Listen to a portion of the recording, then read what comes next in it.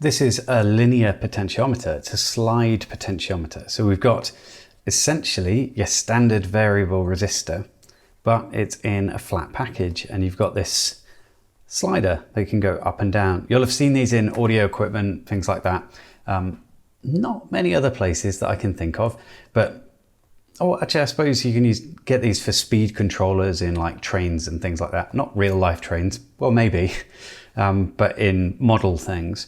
Now, I picked this up, it was about £1, and I thought it'd be fun to just have a look at it. And I haven't used it in a project yet, but it doesn't mean that I won't. But it's an interesting one because it has 2 outputs, and potentiometers can be used in different ways. So you've got 3 pins here, but you don't need to use all 3. Sometimes you can just use 2. So the potentiometer can act as a variable resistor, but it can also act as a voltage divider. And let's demonstrate these 2 little effects. So I've got a circuit board here. If I can unhook it from my chair, there we go. Circuit board, a little breadboard here. And it's fairly simple. We've just got an LED on here, which does work. So let's just plug one of these little wires in and throw it to ground. So we've got a red LED that's connected to the 5-volt line. Now I'm limiting it with a single resistor there. That's a 470 ohm resistor, my preferred resistor for LEDs. But let's use the potentiometer and we can change its brightness. Not the, it's not going to remove that resistor from the circuit. We're going to leave it in there. So we've got ground here. We're going to pop that onto ground on one of these pins. So let's do that. And then we've also got this one connected to the cathode on the LED. So that's its ground position. So what we're essentially going to do is add a resistor into the circuit. So let's make sure it doesn't all fall out. And then we're going to pop that onto out A. So there are 2 outputs on this. So that must mean there's slider sections or carbon film on either side. So this is at its lowest position. But if I move it up, you can see that LED start to dim. Now it doesn't go completely out because it's only a 10K pot, so it's still going to allow some current through, but it's not perfectly linear, but then LEDs don't light perfectly linearly. But you can see it gets brighter as we come down to this lower section of the range. So kind of fun. And you can imagine using this for something like a motor controller or something. Now, the other way that you can use these linear pots is to have a voltage coming out of out A. Now to do that, you need to throw voltage into the VCC pin, which is just in the middle. So let's give that a go. We won't be able to visualize it necessarily here. In fact, we can probably throw it into the LED. Let's give that a go actually. So we'll tear all this apart and we'll pop VCC here. Just over here. So we're still going to keep our resistor in line, but instead we are going to go to VCC with this. So grab another wire. So this is going to be our out. Pop that there. And then we're going to need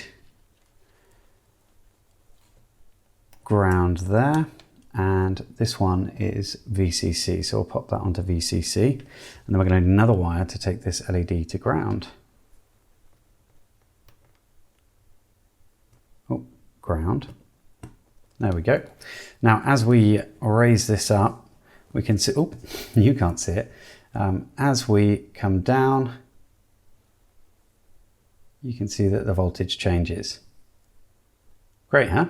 So essentially, we've created ourselves a voltage divider. Let's see this on a multimeter so you can actually see the voltage coming out. Okay, so now you can see it on a multimeter. I've just got some crocodile clips attached to the probes on my meter, and this is at its lowest possible position. But as we push it up, you can see that voltage start to rise. So we're roughly halfway now.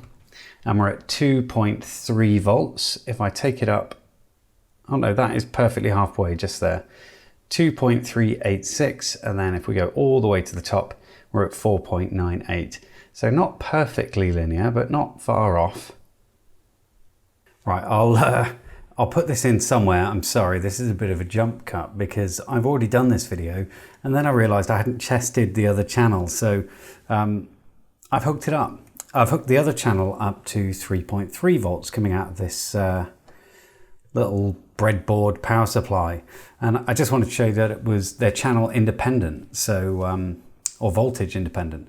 So while they have a shared ground, they have a separate voltage. So you can see we're at the very far end here, 5 volts here, 3.285 here, and you'll see